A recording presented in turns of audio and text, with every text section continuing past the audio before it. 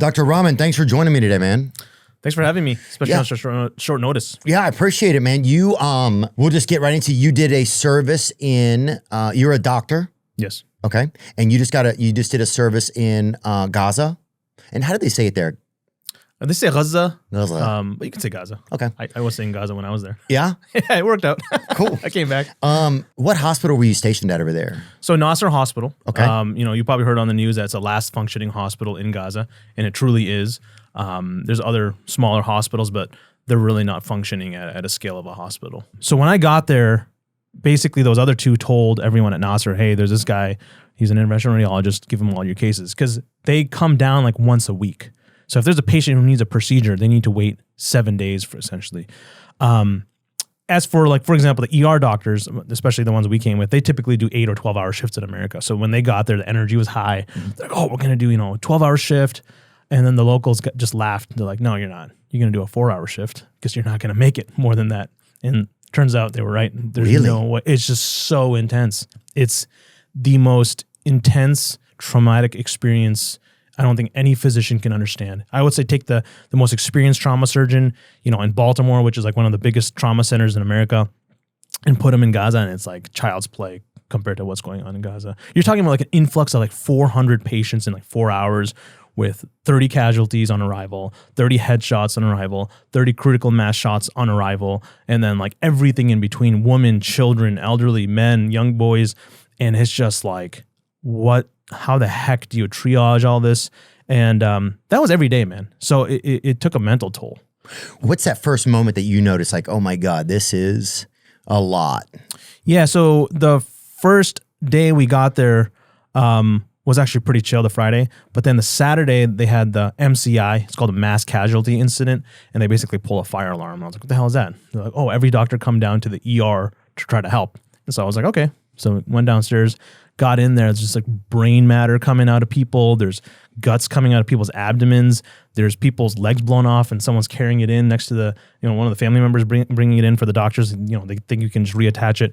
And it's just like absolute chaos. There's family members, security in the hospitals trying to push out the family members so the doctors and nurses can take care of the patients. It's absolute chaos. And then us American physicians are just like looking at each other like, what is going on here? And that's when reality hit. And I was like, okay, this must be like a one-off. And it just kept happening every day. And sometimes multiple times a day. But when we were there, we were staying on the balcony, looking out, during our break time as physicians. And boom, you just see this giant explosion, your eardrums are rumbling. And it's just like, who just died there? Was it a Hamas guy or was it like a family, right? So then you go down the ER and there's like 30 patients that show up. And you ask them like, what happened? Oh, the shrapnel injuries from an explosion. Some lady has like a high-speed velocity, piece of shrapnel that went through her belly or her leg. Some have to have emergent surgery. Some people goes right through their skull. And so, and then you realize every single explosion, and it was happening about every 30 minutes in Khan Yunis at that time, I would say, from my experience, you realize every 30 minutes there's an explosion and people are dying, right? So even if every single one of those explosions was Hamas, why is there 30, 50 patients coming in, routinely? So that's what's interesting. When I say mass casualty incident, we're talking about an influx of like 400 patients, but it doesn't stop between the hour, right? So even at nighttime, there's patients consistently coming in and all night, right? So some of us had night shifts. Basically, we would help out the night team. Our job was just to help out, right? Like I was in the ER, I was in the OR, the operating room, to on the floors. I was sometimes being a nurse, just helping out, getting IV access and little kids. So we were just everywhere trying to help out anywhere. What type of injuries were you guys seeing come in? Like what was it like, kind of? Yeah, there were a couple of pattern of injuries. So First one is bullets, gunshot wounds, and they were very accurate, almost exclusively in the head and neck or critical mass shots, right? Every now and then we see an abdominal wound. But and then explosions were the other one. So burn injuries and then projectiles, from shrapnel. That was another big one. And then every now and then you would see like, something local happen, like a trampling or, some internal fight. But those were extremely rare. Like you're talking about, when groups of people are coming in, they're coming on donkey. It's their ambulance basically. And they do have some ambulances, but most people come in via donkey or by family, and they just like throw them in the ER and like take care of them. And the guy's arm is exploded from, explosion, or a baby basically has 85% burns, and there's no way they're going to survive that, to a guy with a gunshot wound to his head. I'm like not even exaggerating this. And I have pictures to prove that, some of them are too gory for perhaps a non-physician, but what's the process like when they come in? Like, is there security at the front of the hospital? Because I imagine that the hospital would just be almost being overrun by people looking for shelter or aid constantly, or even water. Like, what was that like? Yeah, it is overrun. There's no security. I mean, there's like one guy at the door saying like, let the doctors go to the trauma bay. And he's trying to hold like a whole sea of people back. But no. But is there a parking lot? Is there like a fence where that's keeping people in and out? Like, no. The hospital is run by people. Like, there's kids looking for water while you're like talking to a neurosurgeon about the next step for a patient's care. It's weird. Like, we're shooing, not me, but like the locals are just shooing kids away because they're looking for clean drinking water, and it's in the hospital. And like in this room, for example, where we're podcasting, there would be like 4 or 5 kids looking for water going in and out. I mean, just people, patients' families sleeping outside the ICU. The hallways were full. I mean, like there was no single area on the wall that you could sit. I mean, people feel safe in the hospital because it's not being bombed. Yeah. Oh, here's some photos right here. Wow, that's wild. How do you guys decide right when somebody gets there what level of care that they need, and if you're going to be able to care for them? What's that like? When a patient enters the ER, there's a green zone, a yellow zone, and a red zone. So depending on the severity of the injury, so they get triaged. This is when there's a non-MCI, so non-mass casualty incident. When it's a mass casualty incident, the whole ER is a red zone. So the green zone is light injuries, yellow zone is intermediate injuries, and red zone is basically critical injuries. And then there was a black zone. Black zone is basically anyone who's going to die. You just kind of move them from the red zone to the black zone. You tell the family, like, there's no chance. And we were doing that often. And is that your responsibility too? Yeah, as a physician, of course. It's our job to make that decision, but also tell the family, like, there's nothing we can do. And those are hard conversations. For example, resource management is something we haven't gotten into. For example, in America, we have ventilators, right? The breathing machine. If in the ER, there was very limited amount of breathing machines, to the point if there was like a 70-year-old and a 20-year-old who got injured, we would have to determine who gets that breathing machine. And there was an instance where we actually had to say, well, the 20-year-old has a longer life expectancy, so the 70-year-old is going to have to go to that black unit and kind of die off. So you tell the family. They don't like that answer, but it is what it is. What else can you do? So it was sometimes we even got into arguments with the locals because we didn't understand how bad the resource management issue was, right? Like, we were coming from America. We're like, dude, we can do it. We can save this patient. But no, there's nothing you can do. There's literally nothing you can do without the resources, the medicines that are not coming in, And that's the reality. Like, food is a huge problem, obviously not coming in, but medications, supplies, surgical equipment, it's just not coming in. And, we would try to bring it in our 50-pound carry-on bags and whatnot. But what is that going to do, right? You're talking about 2.2 million people. You're talking about 6 doctors trying to save the world. I mean, it doesn't make sense. And it's just like absolute chaos. There's family members, security in the hospitals trying to push out the family members so the doctors and nurses can take care of the patients. It's absolute chaos. And then us American physicians are just like looking at each other like, what is going on here? And, that's when reality hit. And I was like, okay, this must be like a one-off. And it just kept happening every day. And sometimes multiple times a day. We were at a table with our medical student, a couple of us doing rounds, which means talking about cases, talking about patients. And one of our medical students is like, what happens to the body after death? And so we were like, whoa, we kind of just like talked a little bit spiritually. And then she's like, my uncle and 20 family members just got drone striked like an hour ago. And not a single tear, not a single facial expression. And I was like, oh my God, like, how do I respond to that? If that happened in America, you would tell your medical school, go take a week off, take a month off, do whatever you need to do. And then she took 3 hours off to go to the funeral the next day and came back. And that's it. One of your coworkers? One of the medical students. Yeah, she's 22. In Gaza? In Gaza. And she was working there? Yeah, the medical students are full-fledged medical students. They come every day. They're some of the hardest working people there. It's crazy. Dude, when people come in, are they coming in on stretchers? Is there like a nurse desk or anything like that? Like, what's kind of like the setup there? Does it feel like a regular hospital? It does, but the difference is there's an ambulance here and there. But majority of patients are coming in on donkey carts and private vehicle, which is like they stuff like 4 or 5 bodies in the back of the car, and then families are just holding their loved ones and just running inside through the double doors and plopping the patient down wherever they can find them. Sometimes in the wrong area, then they have to pick them up and move them to the critical area versus the green area I was talking about before, and it's chaos like that, right? But yeah, when the traumas come in, it's just it's people running all over the place. It's not as much organization as you would imagine in an American hospital. What did you guys do with the deceased?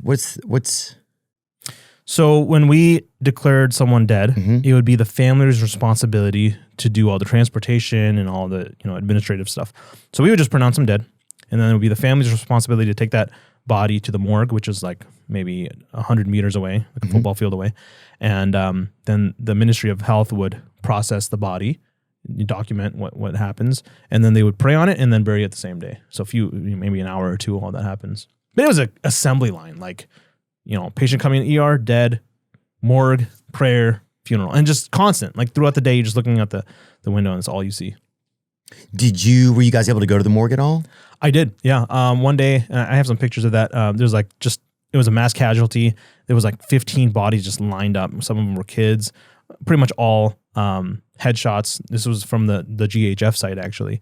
And I was so disgusted. I actually took like a video when I was there. Yeah, that right one right there. It was disgusting. I mean, I have never experienced anything like that. And I purposely went there during that time because I was like, I want to feel what the locals are feeling. Like I'm in the ER or I'm in the hospital. I want to actually feel what these people. And so you hear the wailing of the woman when they find out their loved one has died. They actually have this gazebo right there in Naser Hospital. And that's where they put the dead bodies that have not, families have not identified the bodies yet.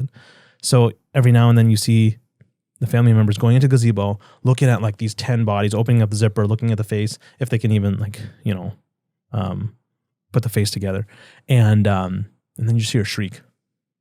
It's like, man, that's freaky. God. Yeah. That's crazy, man. That's crazy in the word. I don't even know what to say. It was one thing to declare a patient dead, but it's another thing to feel the family's pain and see them praying on it and kind of going through that grieving process. Are there any particular moments that really stood out to you during your tenure there as like providing care? Like things where you're like, man, this is like an intense side of conflict or of war or of violence? Yeah, one story that really sticks out is this 30-year-old pregnant lady, 15-week-old baby in her uterus comes in with trauma, and her blood pressure's dropping. She clearly has some internal bleeding going on. We put the fetal heart tones on the baby to see if their heart rate's going. No fetal heart tones. So we emergently take her up to the emergency operating room.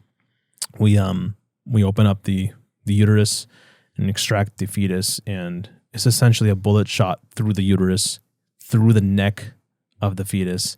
And just to see that I don't think a human is expected to see that, Like there's fetal demise, fetal death from various medical causes, but you don't see a exploded fetus with blood coming out of the neck.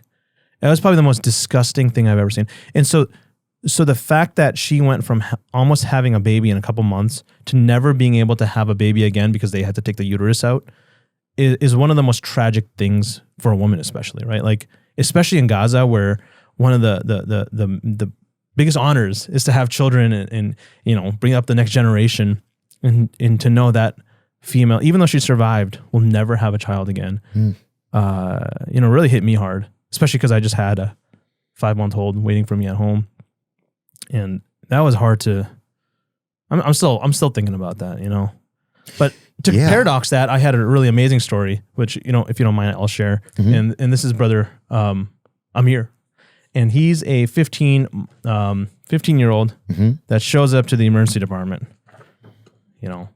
I don't see his face. I'm just focusing on his blood pressure, which is like almost nothing. And so we're putting an ultrasound on his heart, and there's blood around his heart. So his heart can't beat because there's just too much blood. So we put this tube emergently into his heart and relieve the pressure, and his blood pressure spikes back up again. He's still unconscious. 2 days later, the doctor who was taking care of him brings him to me. And he's like, "Do you know who this is?" I was like, "I have no idea. I never saw his face." And he's like, "I don't know. Is that your child?" And he's like, "No." I'm like, "Look at him." And I was like, "I have no idea." And so he asked the kid to like lift up his shirt, and I see the scar where I put the tube in. And dude, this guy is smiling, like such a beautiful smile. And he's literally going to be discharged in 2 days. And just look at that smile. So he's just such a beautiful kid. He's geeked, huh? Yeah, man. It was probably the happiest story. If I went to Gaza and I just had that story, I would come back a happy man, you know? And that's what being able to provide medical care is all about. Just that one experience. Cool. Oh, it's great, dude. Wow. Yeah, that's cool. But, you know, that's unfortunately, this is far too common, you know? Right. I gave this example, but there's so many kids, you know. I'll tell you one more story if you don't mind. Yeah. Just pull it up here real quick. This is a 1-year-old, and there was an explosion. You know, this baby had 85% of the body burned, which is pretty much guaranteed death. The team still tried to get some access into one of the blood vessels to give fluids, but they were unable to. So they had to declare the baby dead. Why is it hard to get access into a blood vessel of a baby? Well, with 85% burns, you basically have lost all your volume, your water. There's like no fluid in you anymore. To flow into. Exactly. So there's just nothing to get access into.